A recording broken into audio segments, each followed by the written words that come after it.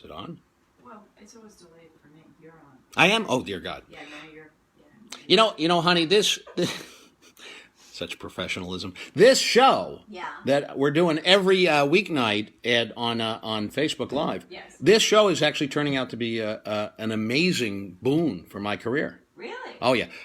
Show business might be shut down, but because of the exposure I'm getting from Facebook, amazing things are happening for me. Boy. Yeah, I got a lot of offers coming in from the coast.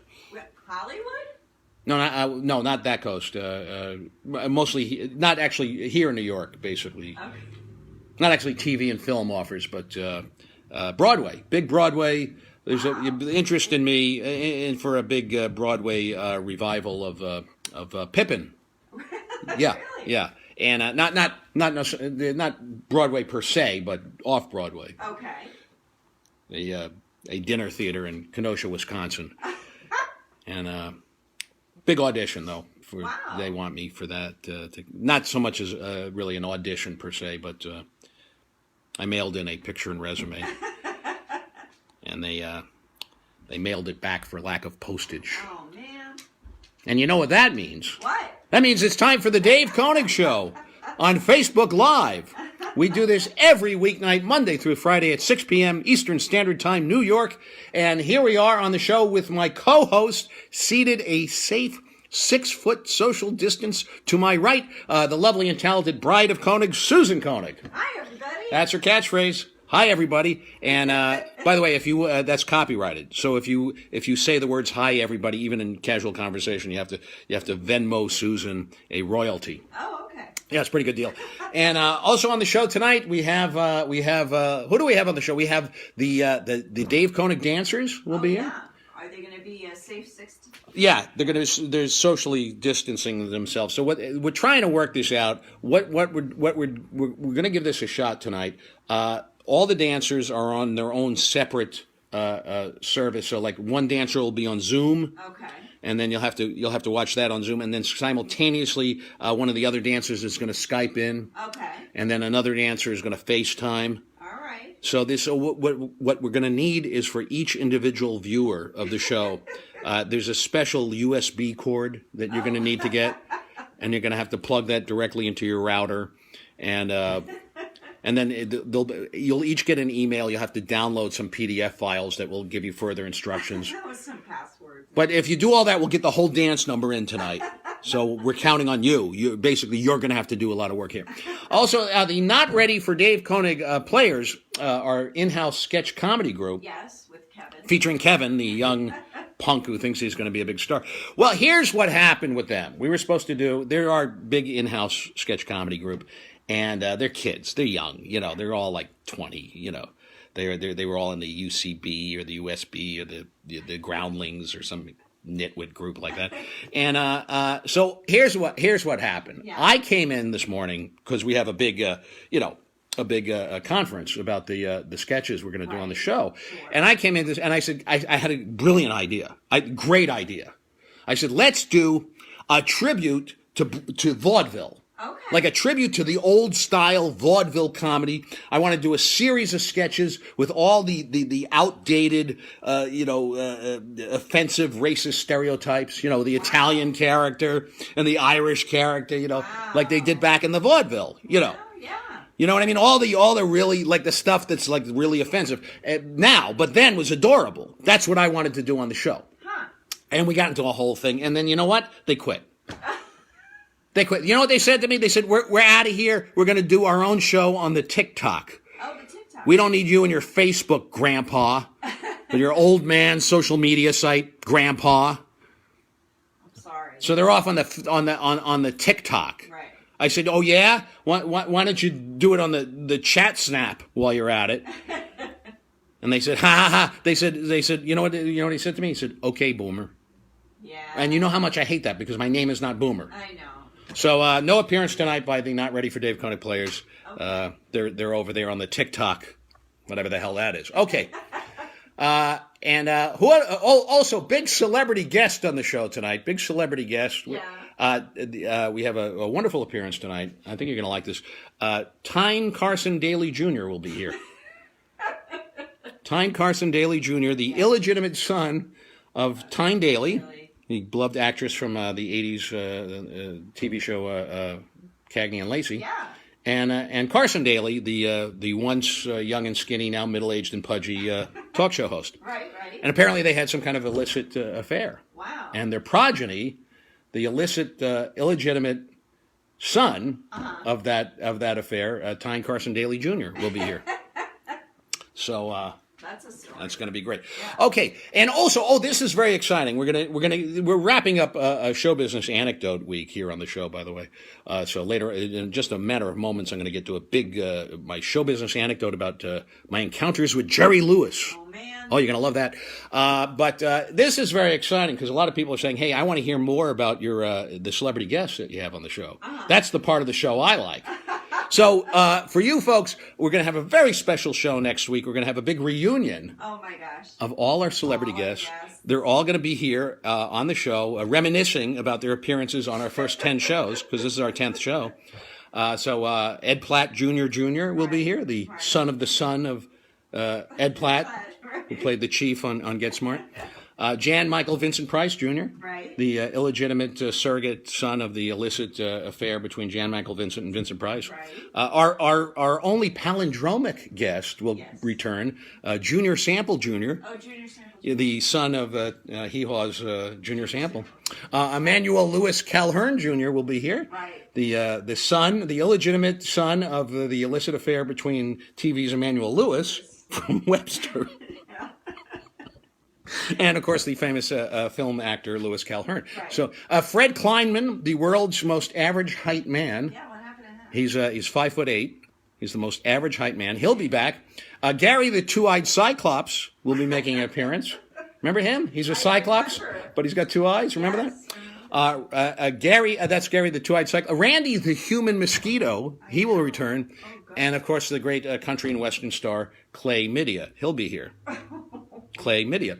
And, and finally, a big appearance, and this is always exciting. You remember plate spinners from, like, the old Ed Sullivan show when they come out and spin the plate? Yes. Morris Kaufman will be here. He's the last working plate spinner.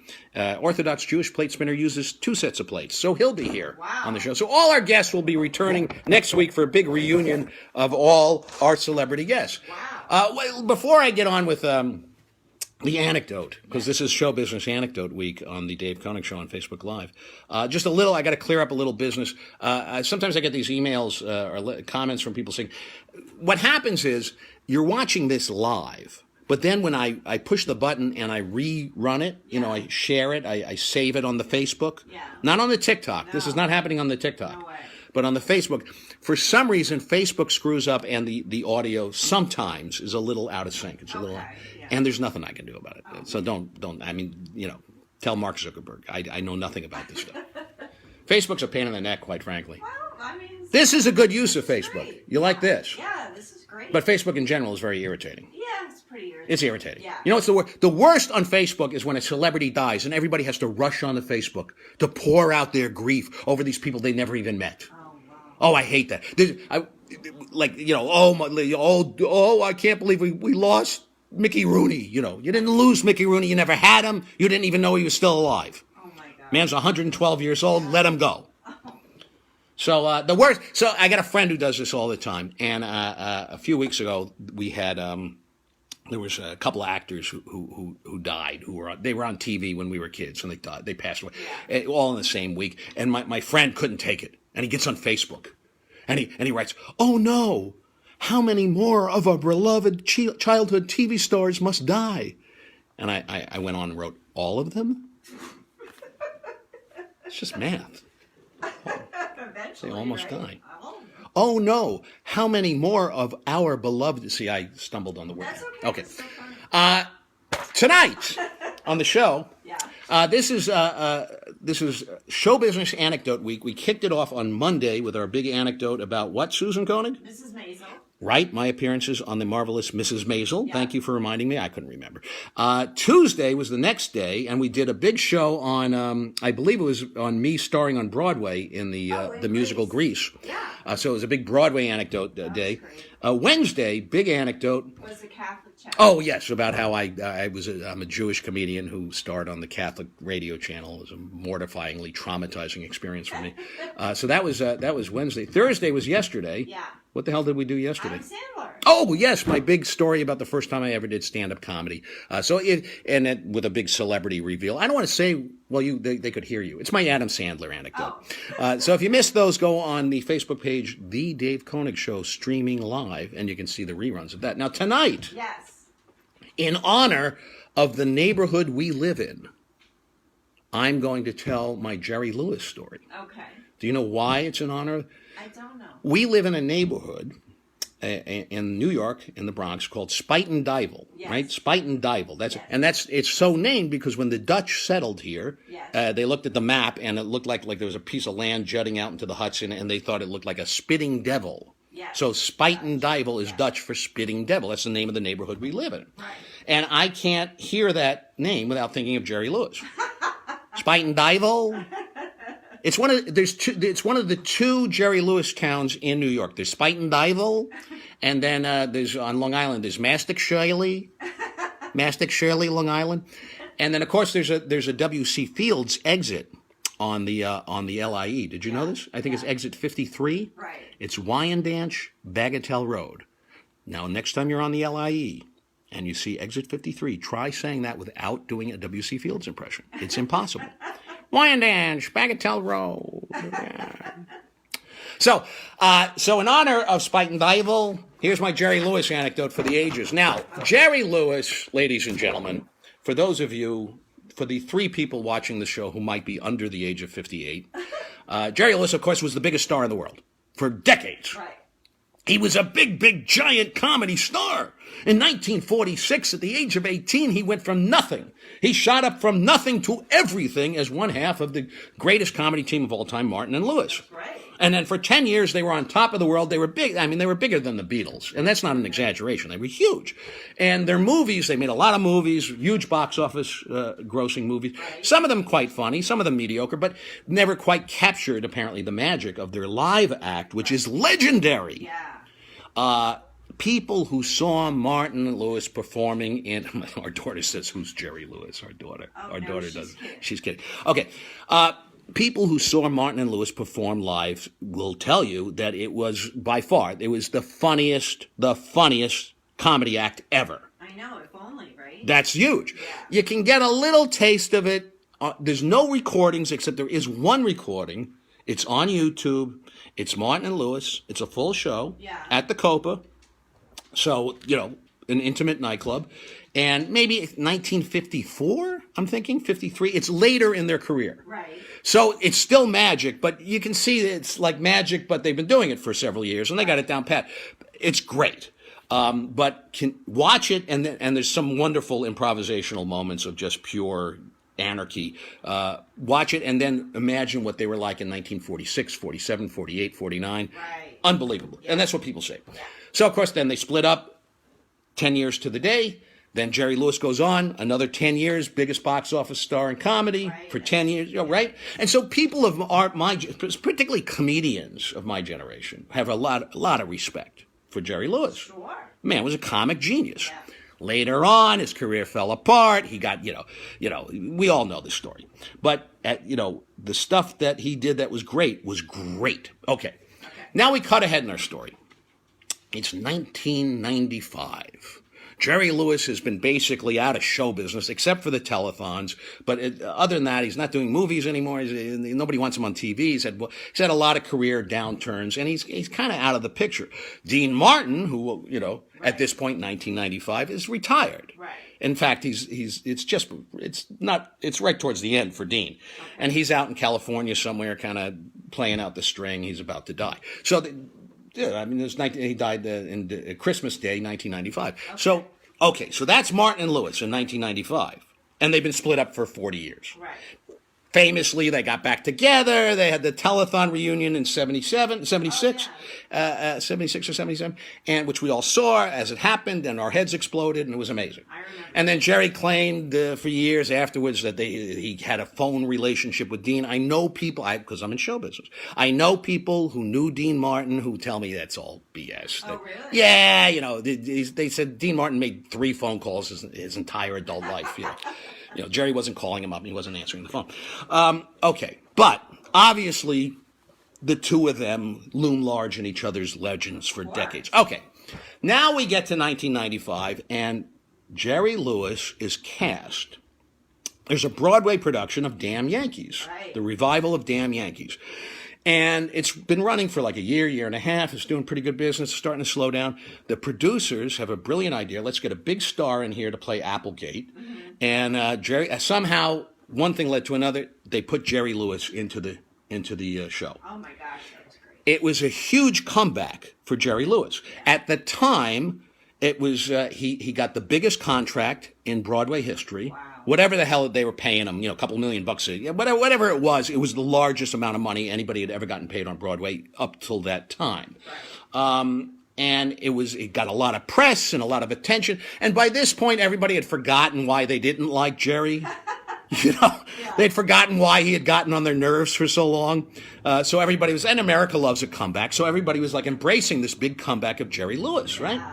And it was a big, big thing. And so we got tickets to go see, if not the first, one of the first previews of the show before the opening night. And Cheryl Ann Allen is watching. We love you, Cheryl. So we go to the preview, one of the preview performances of Damn Yankees, and it's amazing. It was magic. It was Jerry Lewis. It was a star turn. He was a star. They retrofitted the show a little bit for him. They took Applegate. Applegate has, I think, one big song in Damn Yankees. Right. Those Were the Good Old Days, which is a funny song. Right. It's the devil singing about all the great evil things he's done. It's a funny song. He said, I was bursting with pride when Bonnie met Clyde. That's one of the lyrics. Yeah. So, and they retrofitted, they fixed it so that one of the other songs, which goes to, I think, Joe, the young ball player, they gave it to Jerry. So it was Jerry and Christine D'Amboise, great young Broadway actress, and they did a great vaudeville song and dance. Two Lost Souls. That's the Two Lost Souls. It's a great number.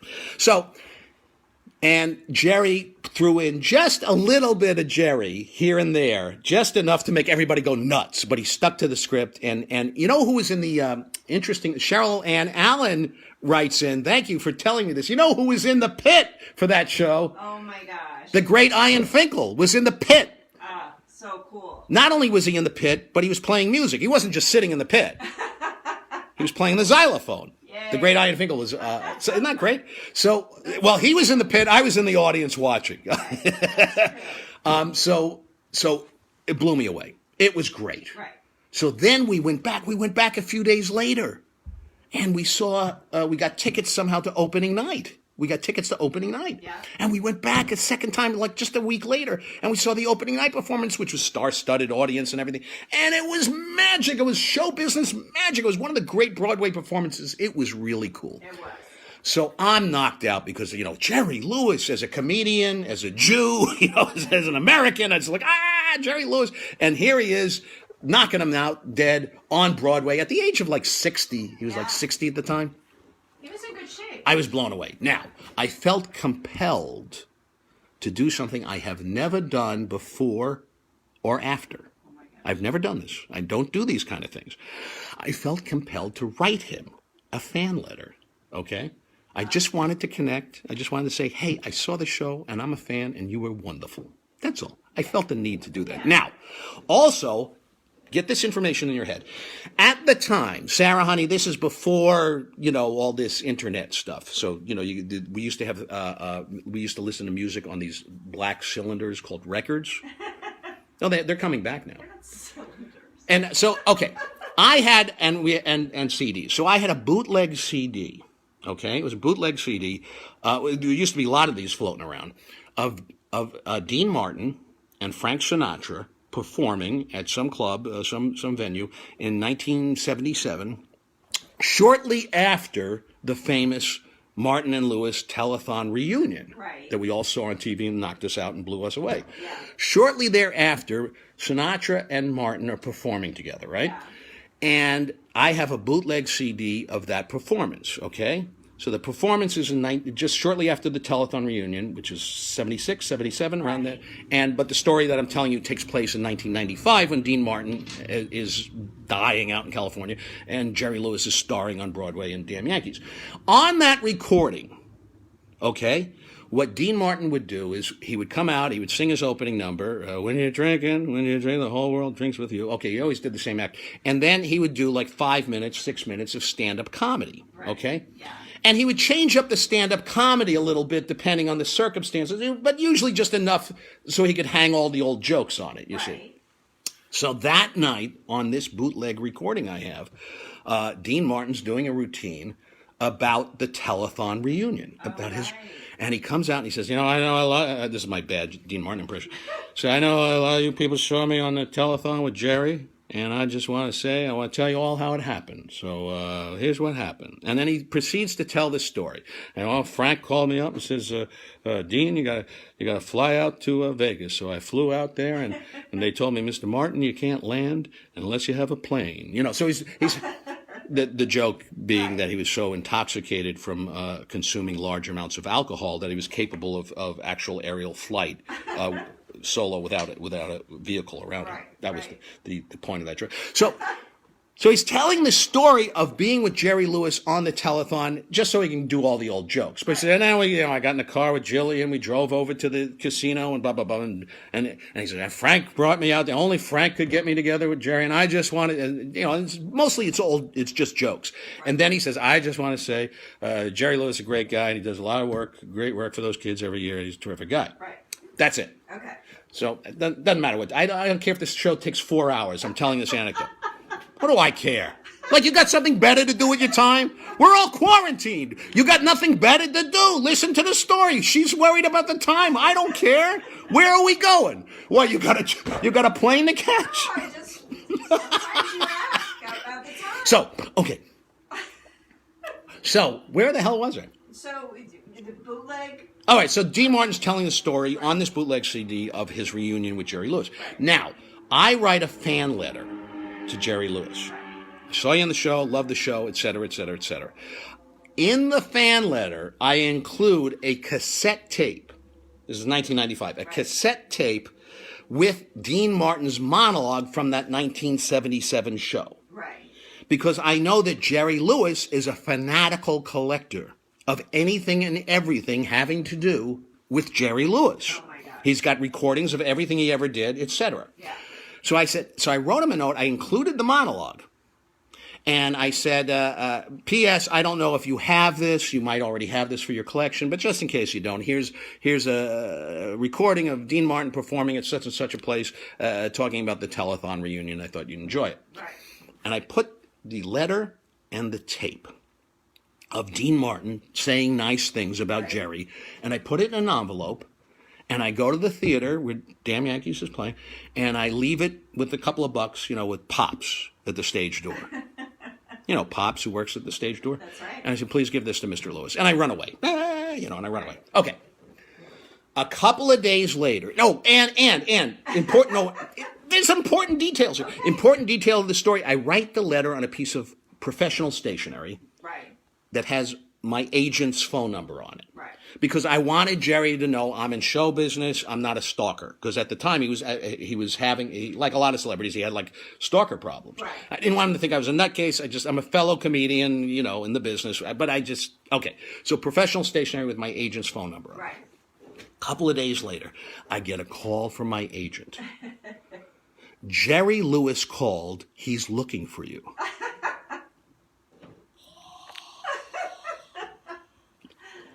So he left 2 phone numbers. Right. One was at the theater, and one was at the Waldorf, where he was staying, the Waldorf Astoria.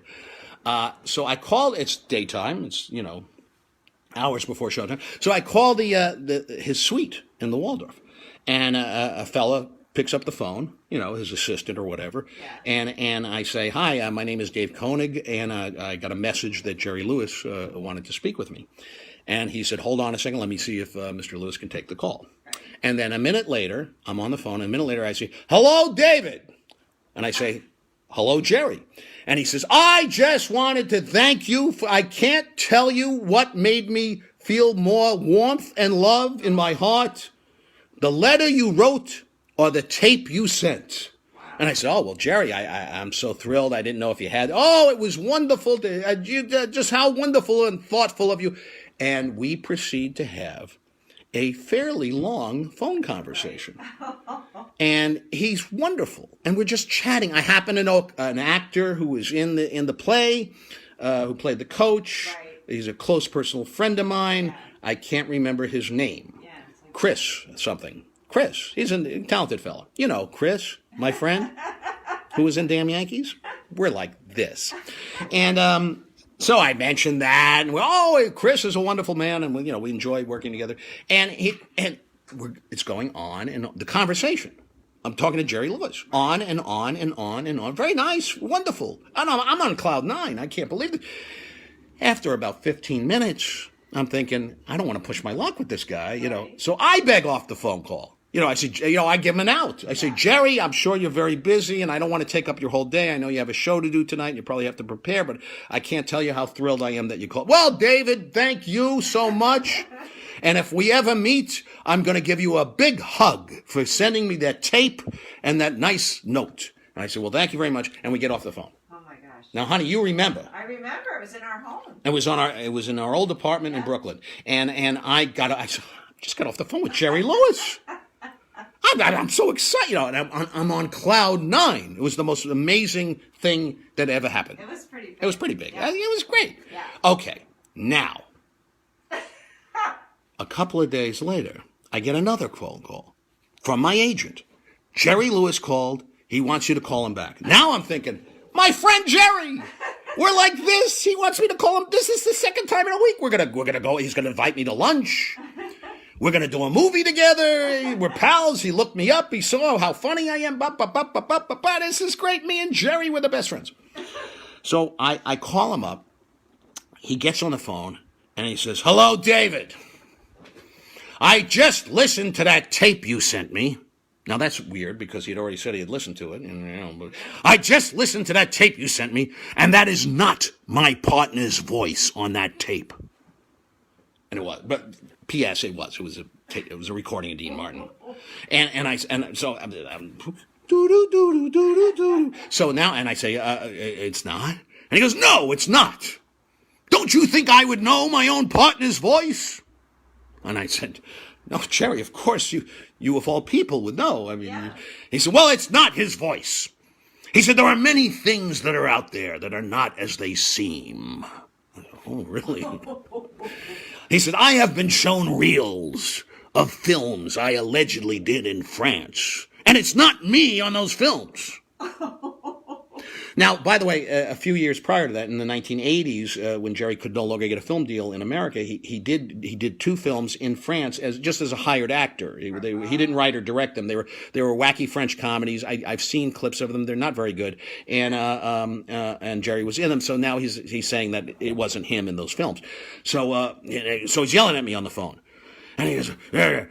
And I said, and so finally, Alan Bursky is watching and hopefully enjoying this anecdote. "Hi, Alan." So Alan's a funny comedian. We worked together in Atlantic City, and Alan was the youngest comedian ever to appear on the Tonight Show. But that's Alan's story. Wow. Getting back to my Jerry Lewis story. So he's yelling at me on the phone. "Don't you think I would know my own partner's voice?" I go, "Jerry, of course." He said, "Well, that's not him." And so finally I said, "Well, Jerry, I'm awfully sorry. I certainly didn't mean to upset you in any way. And if I did, I apologize, And he says, "Well, fine." And I said, are you okay?" And he said, "I'm fine. How are you?" I said, I'm fine, Jerry. I'm fine. He said, "Well, okay then." And that was it. That was the end of the phone call. And I got off the phone, and Jerry Lewis just kicked me in the stomach. I know. He kicked me hard in the stomach. I was devastated. I was confused. I was upset. I didn't know what had hit me. Now, later on, I found out in talking to other comedians that this was apparently a thing. Jerry had a thing. Our daughter has to go to therapy to discuss the trauma she's having from listening to this anecdote. So Jerry had a thing where he would befriend young comedians and then, you know, and sincerely befriend them and, he, you know, and talk to them and love them. And he had he had a lot of phone calls. He made phone calls. And then at some point, you know, something would go off and he would snap, you know, and he would turn on them. I got that all condensed in 1 week. Some people had that for years with Jerry. I got it all in 1 week. And I thought about it for a while later. Yeah. And I realized, this is what I came up with. He probably listened to the tape one night and heard Dean Martin saying nice things about him. And it probably just filled him with joy. Right. Because he loved Dean Martin. He loved him. And, you know, and he probably thought, oh, Dean loves me. Now, this is 1995. I mean, they were old men at this point, but Dean loves me. And then maybe he did try to call Dean. You know, I listened to an old tape of us, and maybe Dean didn't come to the phone. You know, he's like, I don't know, answer the phone. And so the second time was like, Dean hates me. Dean hates me. Ah! You know, so I think Jerry had good Dean days and bad Dean days. And I caught him on one of both. Oh, man. But you know what? I don't hold a grudge because let's face it, we all have good Dean days and good and bad Dean days, right? I mean, that's good. Okay, so very quickly, I know this show's how long are we on the air now? Because I'm only supposed to do this for 15 minutes every day. 31 minutes. 31 minutes! What a colossal waste of your time. So, very quickly, now we cut ahead in our story 25 years later. Yeah. 25 years later. I'm on the board of governors of a show business club that shall remain nameless, okay? All right. And Jerry Lewis is also he's the honorary, you know, and he would come to one board meeting every 3 years because he lived in Las Vegas, and so it was an honorary thing. But he would come in. So one time he came in, and I'm sitting at a board meeting. Me and just, 10, 12 other guys for this show business club that shall remain nameless. And Jerry Lewis. And we're all excited because it's Jerry. Now, he's quite elderly at this point. This is only a few years ago. This is like 5, 6 years ago. And he and another great old comedian who was on the board of this show business organization are playing Jewish geography about the Catskills, right? Right. The old Catskills days. Because Jerry came up through the Catskills. He was raised by his surrogate parents with the Browns, who owned Brown's Hotel, and, that kind of thing. So he and this other comedian are, did you know this guy? And did you know that comedian? And do you remember this hotel and this bungalow colony? And they're having a lot of fun. Now, interesting trivia here. The Catskills, where so many famous hotels and legendary comedians who played the Catskills in the 50s and 60s and 70s and 80s even. I started playing the Catskills when it was all dead, when it had died and nobody told it. They forgot.